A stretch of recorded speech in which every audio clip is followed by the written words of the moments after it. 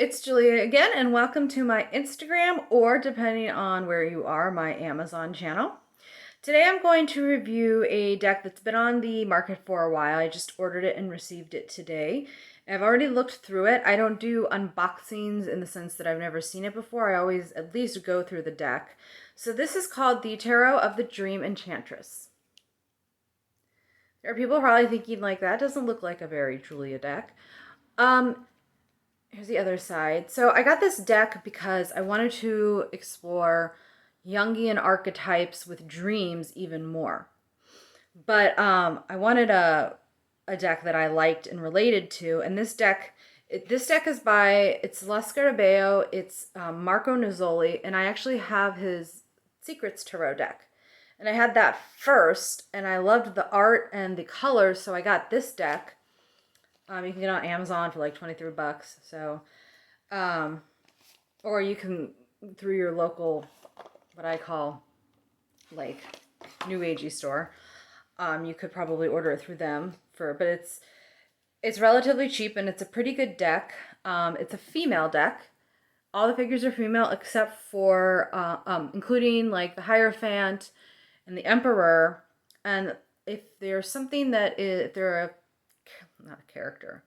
If they're a card that's supposed to be male, they have masks over the female, and I actually like this aspect, and one of the reasons I wanted to review this deck, even though it's been reviewed before, is because no one's actually gone into depth about the masks and why there might be masks. It's probably just an artistic choice, but I saw something deeper into that, and I'll go into that. It comes with a little book, a little white book, really short, like all of La Scarabeo decks. And it's in 5 languages, but that's all you really need. I want to read the first paragraph. Dreams, whether beautiful, delightful, horrifying, funny, or confusing, fill our sleep and create worlds beyond our conscious control. These dreams make a bridge between our conscious or waking self and our subconscious self. Answers to many of our deepest questions lie in our heart, yet the conscious mind, for whatever reasons, doesn't want to or cannot hear the answer. So our dreams try to communicate this information. Tarot is very much like dreams. It forms a bridge between our conscious and subconscious. Unlike dreams, tarot speaks to us in symbols and images. I would refer to these as archetypes. This visual language can subvert our rational defenses by sidestepping written or oral language. Visual cues of dreams and tarot cards evoke immediate and strong feelings. When we meditate on these images and feelings, we can find the answers we seek. And then it talks about how we also dream during the day and how important dreams are and how this deck is supposed to help you do what I call dream work, maybe shadow work, which is the subconscious, dealing with things in your mind that you might not want to face, which is important. And honestly, it sounds like Jungian psychology and in some of the therapy sessions I've been in. But I prefer tarot. Well, I mean, I still see a psychiatrist for my bipolar disorder, but what I found was, for me, in terms of exploring my issues, I like to do it with tarot and oracle decks because it has those images. I work better in solitude, and I've also read for a couple people, and I like doing that too with them, and they've found it useful. At the very least, it's relaxing. It's a fun thing to do. But this deck, it's a beautiful deck, but it's a complicated deck, and one of the biggest issues, and I'm just going to go right in, that people have had with it are the masks. People don't like these masks, and I get why, but they never talk about, they just say, oh, it's a male, but they never talk about what it could mean to people or what possible meanings you could give it. So this is the first one. This is the Fool. The beginning of the major arcana. And these little watercolor cards, I don't think you can see how beautiful it is. It's very similar to the art on the Secrets Tarot, but there's the first mask because the Fool is generally male. And this is what I think the masks symbolize. I'm going to show the cards. This is the Magician, which is usually male, but Magician is kind of, I think they symbolize, to me, because this is an all-female deck, I recognize women have to wear masks in public. If they don't, they're called too emotional or too nice or whatever, or too much of a bitch. whatever. They have to mask themselves. Um, we're always told to be more aggressive, be more lean in. But in meetings, I see men do this. I see them lean in to the point where they're so aggressive. It's just like, why are we trying to be like men? Why don't we take some of the positive like parts of gender roles and being a tomboy and someone who doesn't like makeup? I don't see a lot of positives with the traditional feminine gender role, but cooperation, understanding emotions, talking to things through, those are positives. And I feel like women and girls are told to give those up or they'll be seen as weak. So we put these masks on. It's the Empress. Or sorry, no, the High Priestess. I love that she's sitting there reading a book.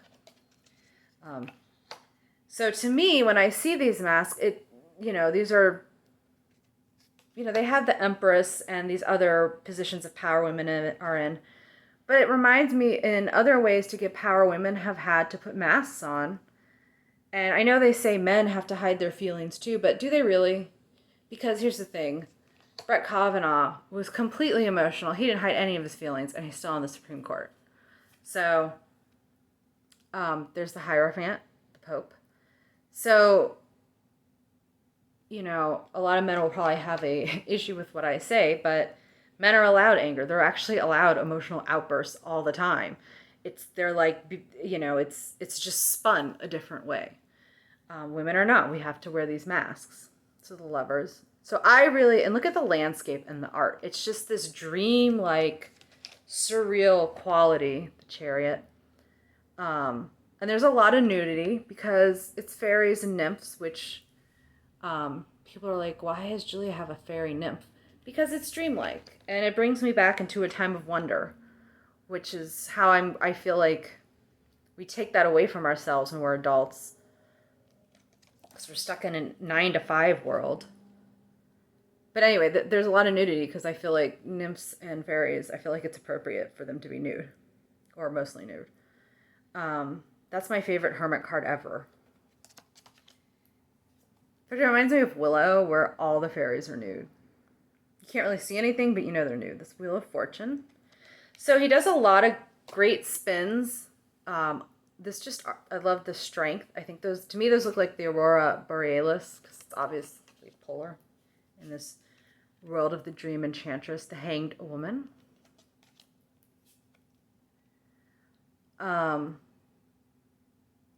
Death. Oh yeah, Mayor Giuliani had that crazy emotional Men have outbursts all the time. Temperance. What is the symbolism of a Stoat Ermine? Because he has that in his other deck and in another card. And I looked it up and it was just like purity. I was just like, the devil. There has to be more to it than that. The Tower. But anyway, that was my take on masks. I keep kind of jumping from things to things, subject to subject, but I love this star. I love the interaction. There's a lot of movement in this deck, which I like. And, in his other deck, the Huntress Diana is in the Moon card, so I also love that. The Sun. Usually it's like 2 babies, but this time it's like a mother and a baby, and I love that. Judgment with all the little animals instead of people.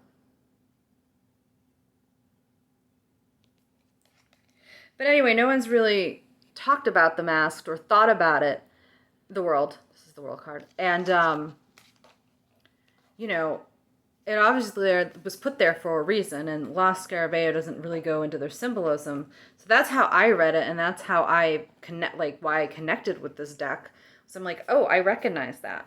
We also have to put, we mask our dreams. We mask ourselves so we're not too wishy-washy in this adult world. We wear all kinds of masks, and I think women do especially. So I'm going to go through the minor arcana. I want to start with the Wands and the Swords, because I want to show how it does recognize the shadow. So this is a very female, feminine feeling deck, but it is not a soft deck, which makes sense, because you're, you choose to wear floral and are female does not mean you're soft or weak or can't deal with deep, dark things. that is my opinion. So that's another reason I like this deck. Okay, sorry, I had to watch me find cards.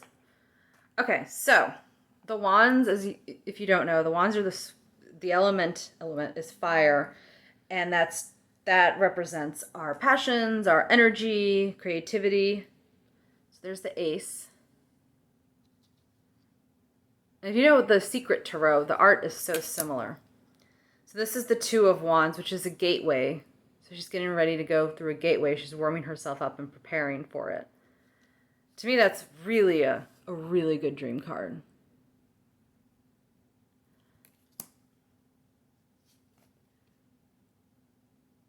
It's the Three of Wands. The Four of Wands. So these little nymphy fairies and these two women singing. There's also something strangely both peaceful, and there is some like this card, the Five of Wands, which tends to be like conflict. You know, she's getting ready to attack that guy. So it's not an easy deck. Okay, some people have also thought this was like an animal cruelty card. How can I include this? I love this card because the Six of Wands has to do with triumphant victory and, public recognition. I like this because reversed, and I don't do reversals. I just say there are negative aspects to cards. And the negative aspect is egotism. And to me, the way in which we've captured animals and had them dance, and we do the same thing to humans, it's us being victorious and over nature, but, then subverting nature, subjecting nature to what we believe, to dominating nature. So turning a triumph or successes into domination through our ego. So I really like this card because, it's not, the traditional way it's shown as a man on a horse with a sword. Obviously, he's just come from war. So this is a different kind of conquest and a different kind of achievement. But to me, it shows how when you can get carried away with domination and ego. So I really like this card because it shows that. The bear is obviously not happy with this other person's triumph. I think I talked about that when I did the Leonardo da Vinci deck. So, okay. Seven of Wands. So this is kind of, instead of being on a hill and protecting what's hers from conflict, she has to choose between, having her freedom, her kids, and I like that kind of female slant to it. That's something women can definitely relate to. I like that energy. Energy can be slow and careful too. Nine of Wands. 10 of Wands. Page of Wands. Sorry, I'm kind of close. I love, there's a lot of so it's the Knight of Wands, of fairies riding animals. Queen of Wands. And here's another mask, the King of Wands. And they always look so burdened down by their masks. So I'm going to quickly go through the swords. Ace of Swords to show the shadow. Because the sword, Two of Swords, the sword's sweet. It's kind of a shadowy sweet. Not a lot of people like it. Four of Swords. Sorry, that was Three of Swords. This is the Four of Swords. Five of Swords. Wait a second. Did that go? There we go. Five of Swords. So conquest / or basically a victory that you don't like. That turned out to be bittersweet. Six of Swords. Seven of Swords. Eight of Swords. She's trapped by her own reflections. Nine of Swords. 10 of Swords.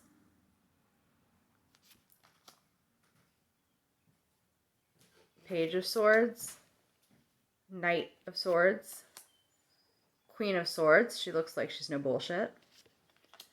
And King of Swords, once again with the mask. So that is my take on the Tarot of the Dream Enchantress. And I highly recommend it if you're looking for a dream-like deck. And you can also catch me on Amazon. Have a good day.